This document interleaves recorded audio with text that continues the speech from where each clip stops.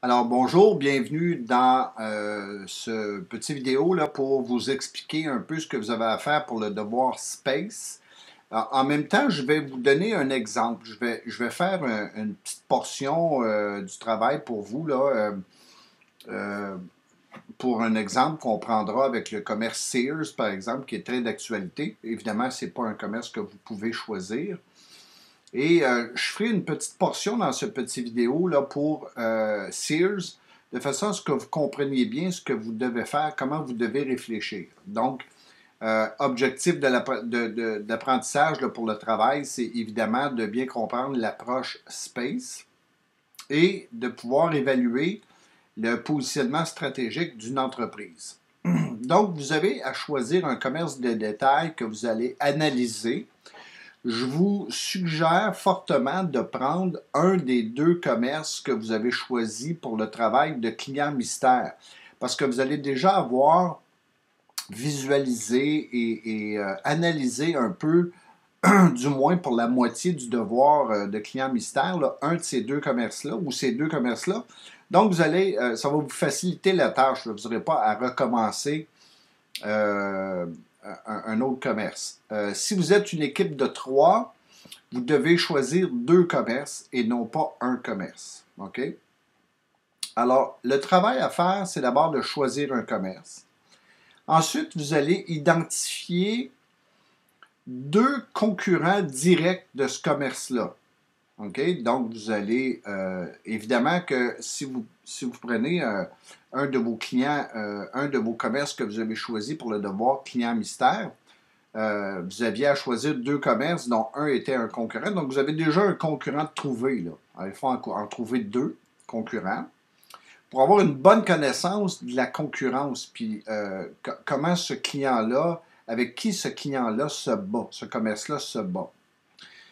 Et puis là, vous allez aller dans le fichier Space à partir de la page 13 et vous allez voir là que de la page 13 à la page 18, vous avez des tableaux. C'est les tableaux que vous devez utiliser.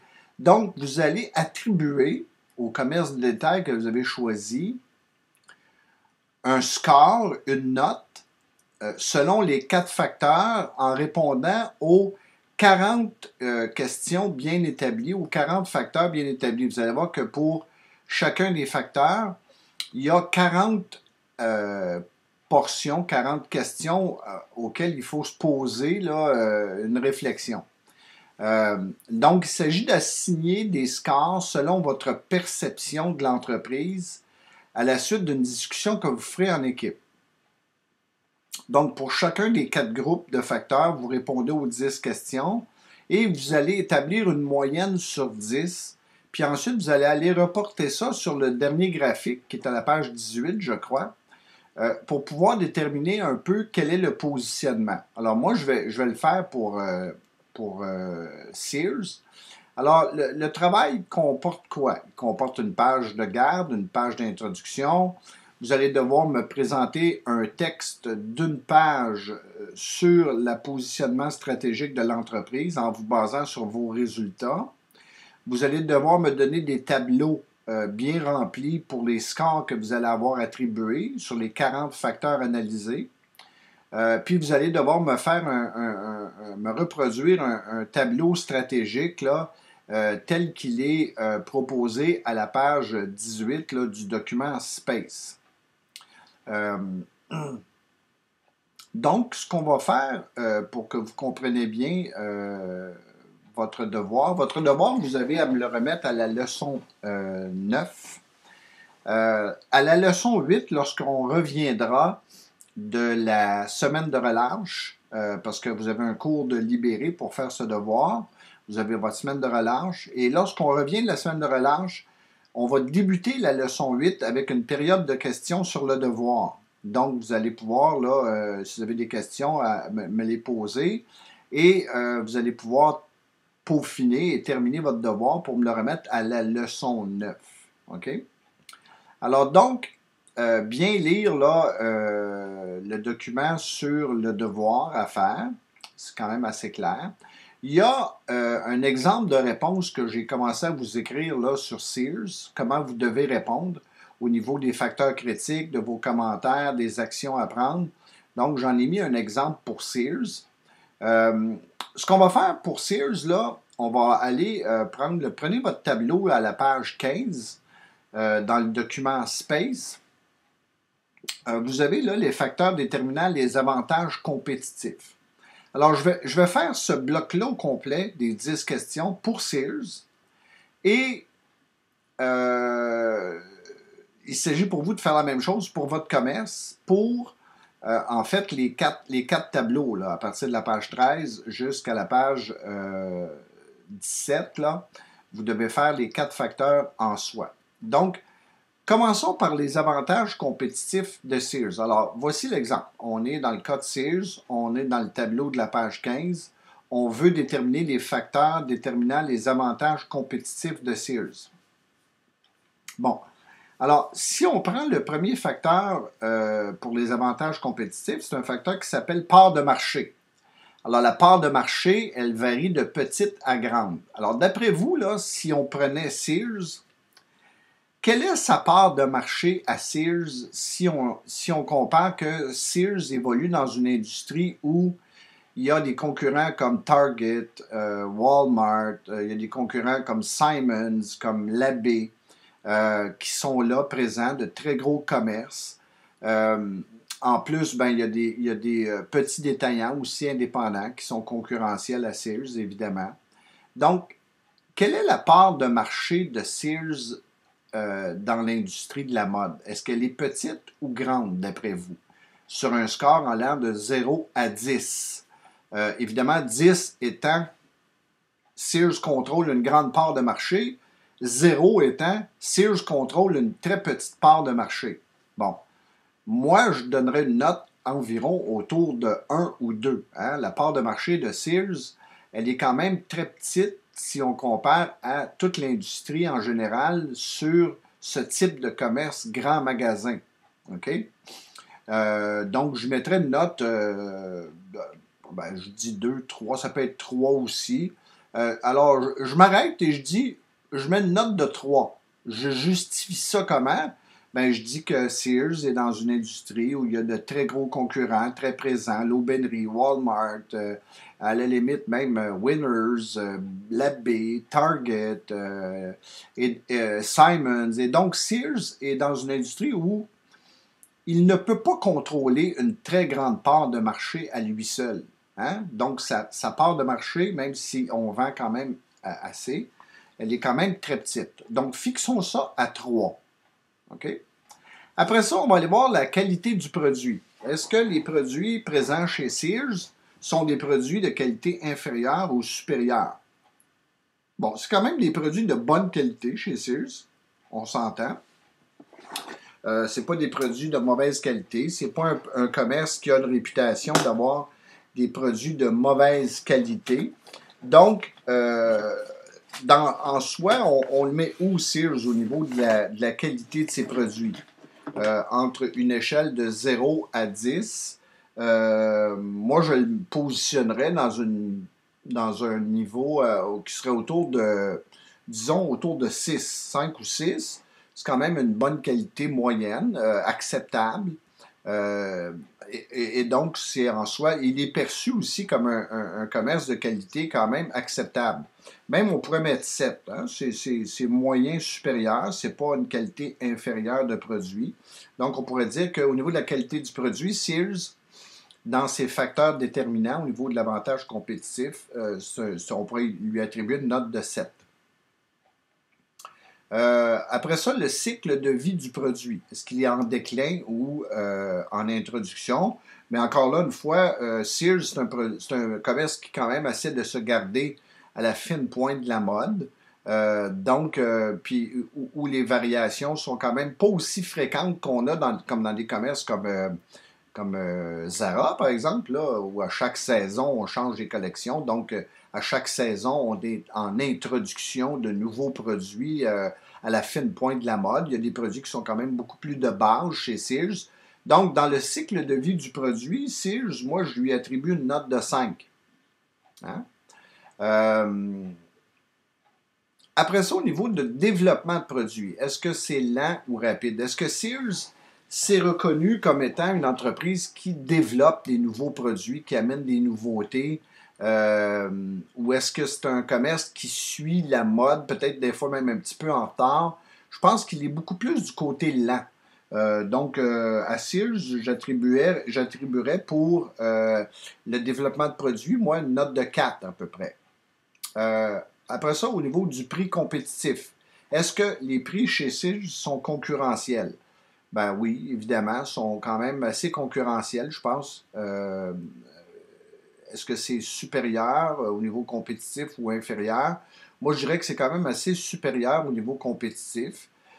J'y mettrais une note encore là, une fois, de 4 à Sears. Fidélisation des clients. Euh, Est-ce que c'est faible ou fort? Ben, moi, je dirais que c'est quand même assez faible. Et puis, c'est le cas pour la plupart des commerces aujourd'hui. Donc, j'irais avec une note de 3 au niveau de la fidélisation des clients. Il y a quand même. Pourquoi je ne mets pas un zéro? On sait qu'aujourd'hui, les clients sont très peu fidèles. Chez Sears, on a quand même des clients qui vont là de longue date. Hein? On a une vieille base de clientèle. Donc, moi, au niveau de la. Je disais 3, je pourrais peut-être même l'augmenter un petit peu au niveau de la fidélisation. Euh, Autour de. Mais disons qu'on dirait 4 aussi, parce qu'il y a quand même des clients qui sont assez fidèles chez Sears puis qui vont là depuis plusieurs années. Bon. Potentiel de la concurrence. Quand on pense à tous les concurrents qui sont chez Sears, qui sont avec Sears, là, Walmart, l'Aubainerie, Target, la B, Simons. Donc, on a un potentiel de concurrence là, qui est très fort. Donc, j'irais avec une note autour de 2, hein, pour le potentiel de la concurrence. Au niveau de l'innovation, est-ce que chez Sears, on est innovateur? Très peu. Donc, j'irais même à 0 au niveau de l'innovation. Au niveau de l'intégration verticale, vous connaissez ça, on vous en a peut-être parlé de ce que c'est que l'intégration verticale. C'est le pouvoir qu'a une entreprise à partir de son design jusqu'à sa mise en marché. Est-ce que chez Sears, on est très, très autonome au niveau de la fabrication, au niveau du design, au niveau de la mise en marché? Prenons un exemple comme Zara, par exemple. Zara est très intégré verticalement. Ils ont leur propre manufacturier, propre système de livraison, ils font leur propre design, etc. Donc, alors qu'une entreprise comme Zara, au niveau de l'intégration verticale, on pourrait la noter autour de 7 ou 8, même 9. Un commerce comme Sears, au niveau de l'intégration verticale, on pourrait le mettre peut-être dans le bas de l'échelle, autour de 3. Donc, on met un note de 3. Au niveau de la qualité du service maintenant, inférieur, supérieur, moyen, bon, on pourrait dire que le service chez Sears, c'est quand même assez moyen, moyen supérieur, parce que, puis là, au niveau du service, je mettrais 6. Euh, il est évident que quand on va chez Sears, moi, la dernière fois que j'ai vu une vendeuse chez Sears, ça date de 8 mars 81. J'exagère, là, mais au niveau du service, il y a quand même pas beaucoup de vendeuses dans le magasin, on s'entend. Sauf que euh, on est le consommateur, il est très rassuré lorsqu'il achète chez Sears. Il sait qu'il peut échanger la marchandise en tout temps. Il y a une certaine réputation au niveau de la facilité d'échange et tout ça. Donc, la qualité du service est quand même assez bonne, malgré qu'on se sert soi-même. Puis c'est pour ça que je donne une note de 5 ou 6. On pourrait s'arrêter à 6 à cause justement du fait que chez Sears, on se sent assez sécure lorsqu'on fait des achats. Donc là, j'ai mis une note sur les 10 critères déterminants de l'avantage compétitif.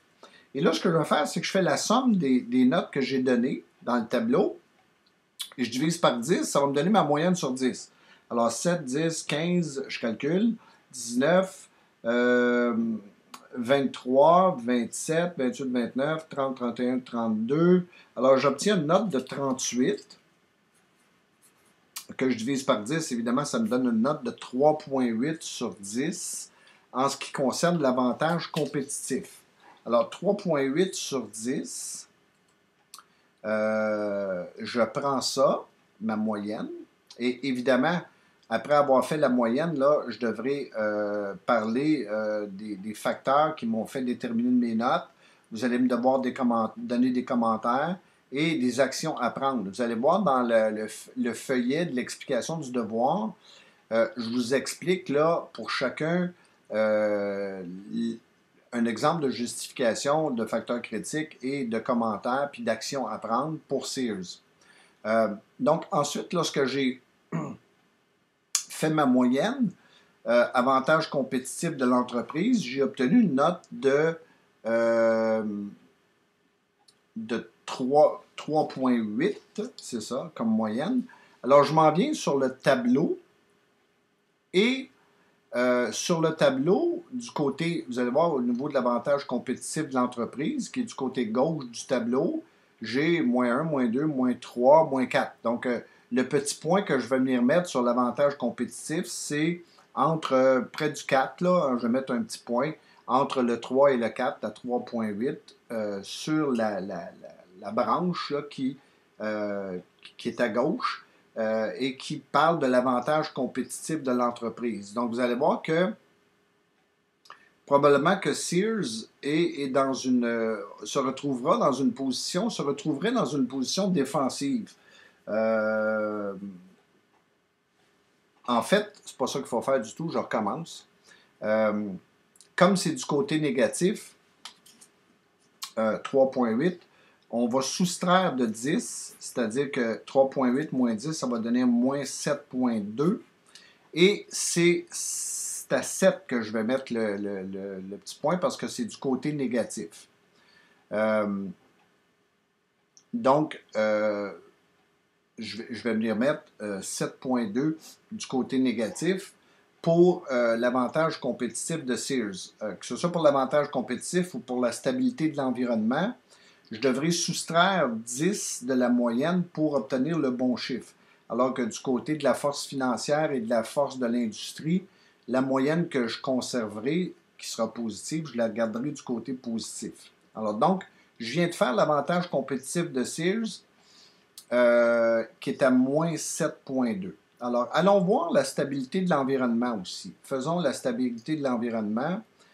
Si on veut avoir un autre exemple là, pour Sears. Alors, stabilité de l'environnement, c'est le tableau de la page 13. Alors, calculons notre moyenne maintenant pour cette autre branche-là. Quand on parle de stabilité de l'environnement, on commence par penser au changement technologique. Est-ce que Sears est dans un contexte où il y a beaucoup de changements technologiques? Comme tout commerce aujourd'hui, les entreprises font face à beaucoup de changements technologiques au point de vue informatique, au point de vue façon de fonctionner. Donc, il y a beaucoup de changements technologiques aujourd'hui qui s'opèrent au niveau de la mode, au niveau de tous les commerces de détail, et les notes seront toujours dans le beaucoup. Alors, dans le cas de Sears, on va y mettre 0. Maintenant, puis c'est le cas pour à peu près tous les commerces, entre 0 et 2, là, on aura beaucoup de changements technologiques auxquels on doit faire face. Maintenant, la barrière à l'entrée, qu'est-ce que c'est la barrière à l'entrée? C'est si demain, quelqu'un veut s'ouvrir un commerce comme Sears, est-ce qu'il y a beaucoup de barrières ou peu de barrières à l'entrée? Évidemment qu'il y en a beaucoup. Hein? S'ouvrir un commerce comme Sears, un grand magasin, ça demande beaucoup de ressources financières, ça demande beaucoup de travail, il faut trouver un commerce et tout ça, beaucoup d'inventaire. Donc, les barrières à l'entrée pour quelqu'un qui voudrait s'ouvrir un commerce comme Sears sont énormes. Donc, on va probablement mettre autour de 0, encore là une fois, au niveau de la barrière à l'entrée. Taux d'inflation des prix faible ou élevé. Bien, actuellement, le taux d'inflation des prix en mode est très faible, on va mettre 10. Capital requis très élevé, autour de 0 ou 1, encore une fois, moi je mets 0. Parce que ça demande beaucoup de capitaux pour ouvrir un commerce comme Sears. Variation de la demande, est-ce qu'elle est forte ou faible? Elle est, à mon sens, moyenne, la variation au niveau de la demande. On va y aller avec un 5. La demande aujourd'hui dans les produits mode ne varie pas beaucoup. C'est quand même assez stable. Donc, on peut y aller avec une moyenne là, autour de 5. Comportement d'achat, est-ce qu'il est instable ou stable? Bon, dans la plupart des commerces, on marquerait instable parce que au niveau des comportements d'achat, aujourd'hui, les consommateurs sont de moins en moins fidèles. Mais dans le cas de Sears, on va lui donner une note plus élevée. Moi, j'irais autour de 5 parce que, encore une fois, je vous expliquais, il y a des consommateurs qui vont chez Sears depuis 40 ans, 50 ans, et il y a une base de clientèle chez Sears qui est très, très fidèle et stable. Donc, c'est pour ça que au niveau du comportement d'achat, j'y donne un 5, même je pourrais mettre un 6. On va y aller avec un 6 pour dire qu'on est plus du côté stable que du côté instable qu'on va pas avoir dans d'autres commerces. Prix des produits, est-ce que ça varie beaucoup, c'est-à-dire élastique ou inélastique? On peut dire que c'est très inélastique, le prix des produits. Pression de la concurrence très forte, on l'a dit. Il y a beaucoup de concurrents par rapport à Sears. Changement démographique, est-ce que c'est beaucoup ou peu? On peut dire que c'est quand même assez moyen. Mais dans le cas de Sears, on va y aller avec beaucoup. On va plutôt aller vers un chiffre autour de 3. Pourquoi? Parce que les changements démographiques chez Sears, comme je vous ai dit, il y a une clientèle de base qui est assez élevée chez Sears, une clientèle qui est fidèle depuis plusieurs années. Et chez Sears, cette clientèle-là, qui est très fidèle, vieillit. C'est des baby boomers, c'est du monde peut-être de 50 ans et plus. Et donc, quand on parle de changement démographique, qui va être beaucoup, ces clients-là, au fur et à mesure qu'ils vont vieillir, vont peut-être délaisser le magasin et on n'a peut-être pas su remplacer chez Sears cette clientèle-là. C'est pour ça qu'ils sont en difficulté d'ailleurs, je crois. Là. Donc, au niveau des changements démographiques, moi j'ai mis un chiffre autour de 3. Contestation du produit très faible. Donc, les produits chez Sears sont peu contestés. C'est des produits qui sont quand même de base assez bien acceptés. Donc, si on fait la moyenne de la stabilité de l'environnement, 10, 15, 20, 30, 33. On est à 33, on divise par 10, ça fait une moyenne de 3,3. On est dans la stabilité de l'environnement. Donc, dans la stabilité de l'environnement, si on revient sur notre graphique, on va remarquer qu'on est du côté négatif, encore une fois. Alors, 3,3 moins 10, ça fait moins 7,7. Moins 6,7 plutôt. Donc, on va venir mettre sur notre tableau un point autour de moins 6,7, presque à moins 7. Et tantôt, dans l'autre, on était à... en fait, c'était pas moins 7,2, c'était moins 6,2, donc on était à moins 6. Alors, moins 6 dans l'avantage compétitif, moins 7 dans la stabilité de l'environnement. Et là, on va tracer une ligne entre moins 6 et moins 7. OK? Et puis après ça, on va faire la même chose pour les autres. Là. Force de l'industrie, force financière. On va tracer une ligne telle que vous avez dans l'exemple, aux exemples dans les pages 10, 11 et 9 aussi. Vous avez des exemples comme ça au niveau des petits points. Vous allez rejoindre les petits points. Et ce qui détermine le positionnement stratégique de l'entreprise, c'est la plus grande ligne. Alors, vous allez voir là que si vous continuiez à faire Sears pour les deux autres facteurs, c'est-à-dire la force financière et force de l'industrie, vous allez vous rendre compte probablement que la ligne transversale qu'on va tracer entre moins 6 et moins 7, ci sera probablement la plus grande. Et vous allez vous rendre compte que Sears est probablement dans une position défensive, ce qui dénote bien leur problème actuellement. Ils sont en train de se défendre et puis ils ne réussissent pas à bien se défendre parce que la concurrence est très forte. Donc, vous allez voir que les chiffres, si vous continuez l'exemple de Sears, la force financière de l'entreprise, la force de l'industrie, vous allez vous rendre compte que les chiffres seront probablement beaucoup plus petits au niveau des moyennes et que la flèche, comme vous avez aux exemples des tableaux des pages 11, 10 et 9, la plus grande barre transversale qu'on aura sera du côté du positionnement défensif. OK? Alors bon, j'espère que ça a été clair là, comme explication. Par contre, encore une fois, je serai en classe, là, on sera en classe, là, la leçon 8, pour répondre à vos questions, bien lire le document. Si vous avez d'autres questions dans la semaine où vous avez une relâche de cours pour pouvoir faire votre devoir, moi, je serai à mon bureau durant la période de leçon pour vous répondre à vos questions.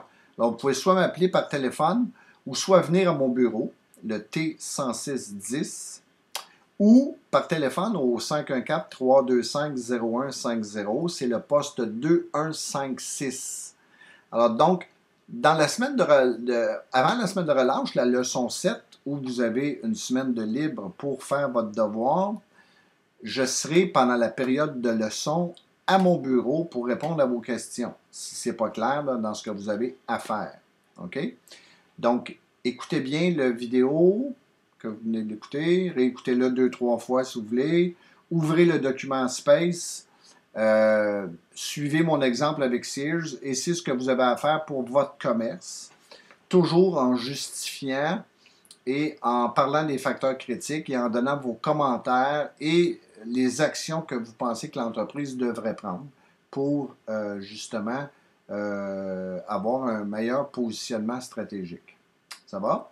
Alors, bon travail et puis gênez-vous pas pour me contacter là, durant la période libre, la leçon 7, et préparez vos questions aussi pour le début de la leçon 8. Nous allons débuter la leçon avec les questions sur le devoir space. Ça va? Alors, bon travail!